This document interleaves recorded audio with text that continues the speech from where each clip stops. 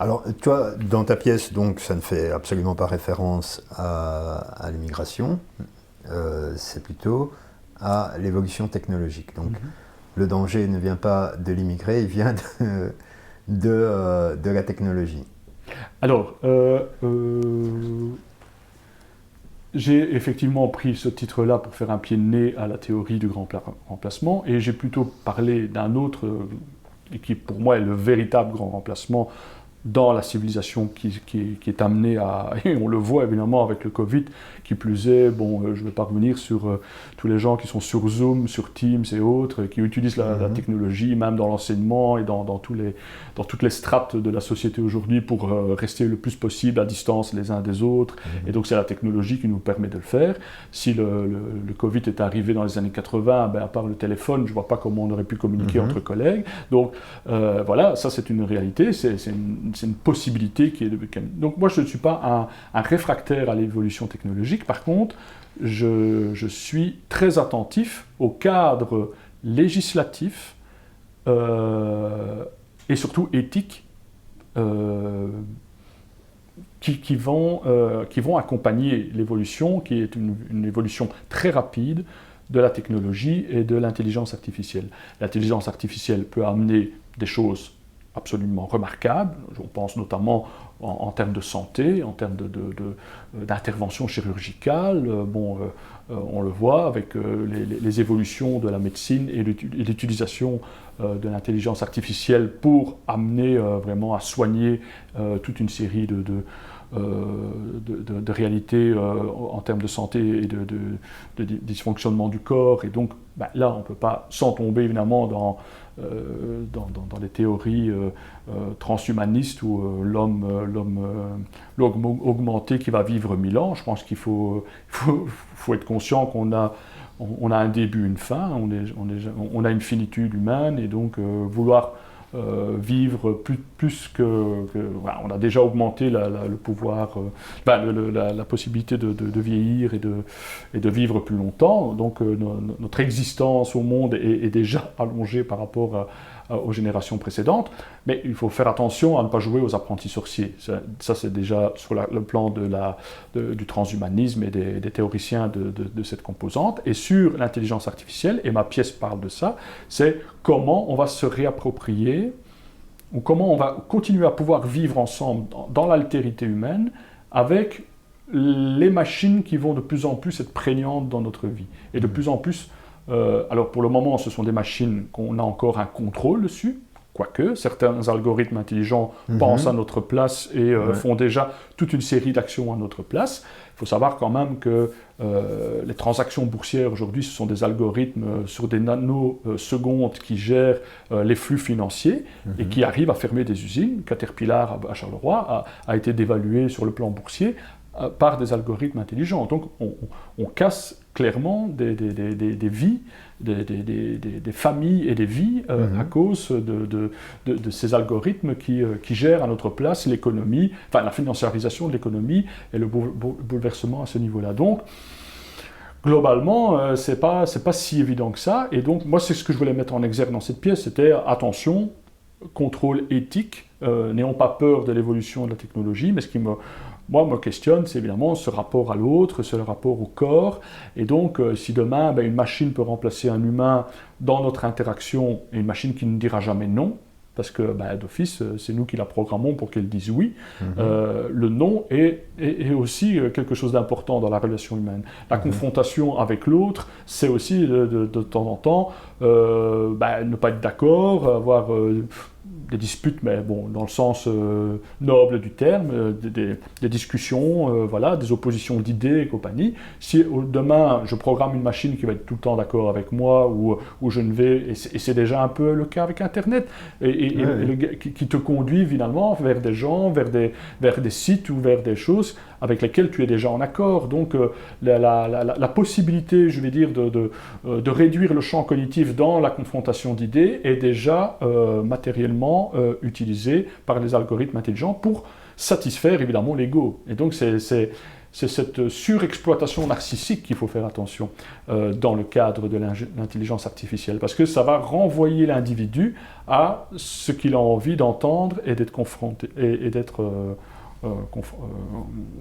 confirmé dans ce qu'il pense. Et pourtant, je pense que dans une démocratie, en tout cas dans un rapport dialectique social et politique aux autres et à l'environnement et à la société dans laquelle j'évolue, le rapport dialectique est pour moi important, et le rapport dialectique, c'est la confrontation d'idées, c'est les oppositions, et c'est quelquefois des conflits idéologiques nécessaires pour faire société. Donc, tu as dit qu'il fallait faire attention sur le plan législatif. Alors, ça va me permettre d'embrayer sur ton engagement politique. Mais donc, ça veut dire que tu nous dis là que l'État nous protégera de la machine ? Il faut l'espérer parce que derrière ça, il y a toujours évidemment l'influence des lobbies, il y a énormément d'argent derrière tout ça, et donc il faudra faire attention parce que le risque évidemment dans le capitalisme avancé dans lequel on évolue, c'est évidemment que l'objet financier des nouvelles technologies prenne le pas sur la garantie éthique de ne pas tomber dans des choses un peu aventureuses. Et donc, ça sera cet équilibre, ce juste équilibre entre ce qui est possible de faire et qu'est-ce qui peut être mis à disposition de la population pour améliorer le devenir des gens. Alors à ce moment-là, je suis d'accord. Si maintenant, c'est une imposition qui vient d'en haut des lobbies de la technologie et pour faire du pognon, clairement, et pour engendrer un maximum de profit sur des nouvelles applications, et qui réduisent complètement la possibilité de l'humain de contrôler l'avancée extrêmement rapide, extrêmement fulgurante de ce genre de technologie sur lesquelles on a encore peu de prise.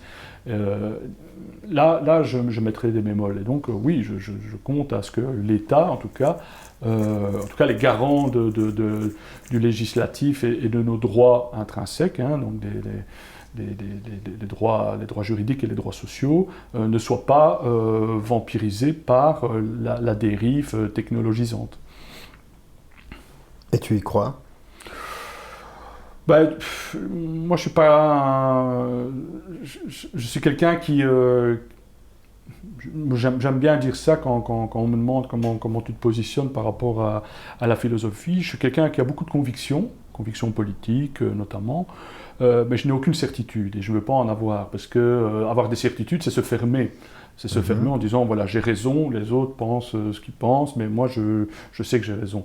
J'aime bien avoir des convictions, ça me permet de discuter avec plein de gens différents.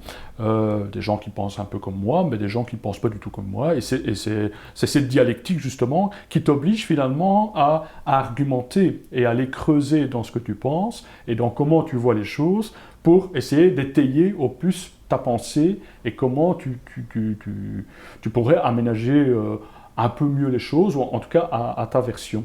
Et ça te confronte évidemment au rapport que les autres ont sur, non, moi j'imagine les choses plutôt de cette manière-là, et c'est ce qui fait symbiose, ou en tout cas c'est ce qui fait dialectique. Ça m'intéresse. Avoir des certitudes, non. Et sur ce point-là, je n'ai aucune certitude, bien plus que sur d'autres, parce que c'est quelque chose d'assez encore nébuleux.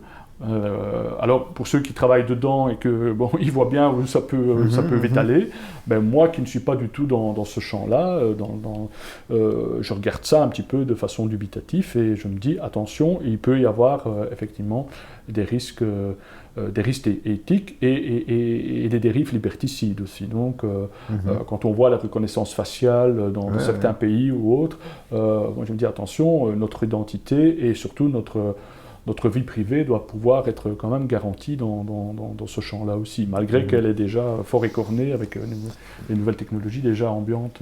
Ouais. Maintenant, là où moi je serais un peu dubitatif par rapport au rôle protecteur de l'État, c'est la rapidité avec laquelle la technologie avance et la rapidité avec laquelle elle est adoptée. En fait, il y a cette espèce de servitude volontaire. Donc les gens se jettent là-dessus aveuglément. Et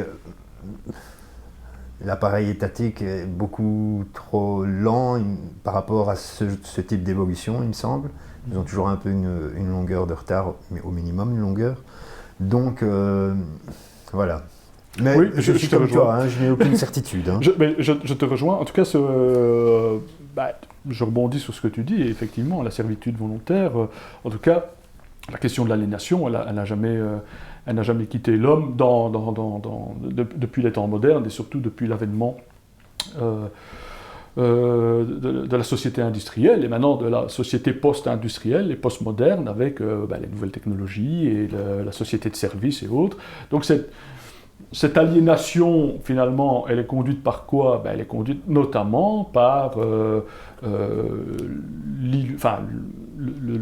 la non-volonté du système de dévoiler le réel. Et donc, notamment, c'est ce que les situationnistes ont appelé la société du spectacle. Hein, donc, Guy Debord et ses acolytes ont mis en évidence ce rapport-là. Mais aussi, il y a eu des analyses, en tout cas des propositions intellectuelles intéressantes, assez radicales d'ailleurs,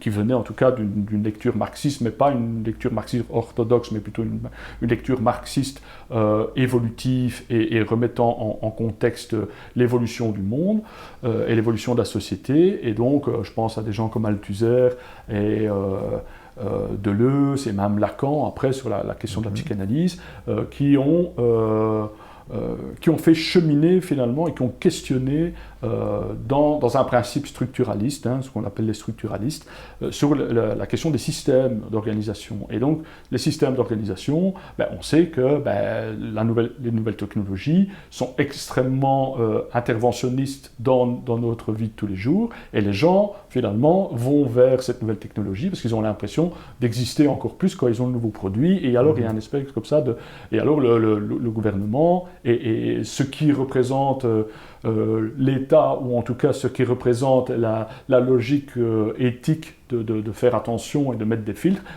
sont contournés par l'envie du consommateur et le produit qui s'adresse directement au consommateur et le jeu tout-puissant du consommateur. Mais ça, c'est la logique de la publicité, c'est la logique de marketing classique, c'est de dire on ne va plus parler en termes de nous, on va parler en termes de jeu, le jeu tout-puissant.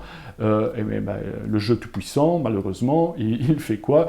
Il fait un moi congelant, c'est-à-dire que le moi culturel, critique, émancipé est un peu congelé par ce jeu voulu par le marketing et voulu par le capital pour nous faire acheter, pour nous faire adhérer à des produits qu'au départ on pourrait peut-être remettre en question, même s'il y en a plein qui peuvent être utiles pour toute une série de raisons. Bien sûr.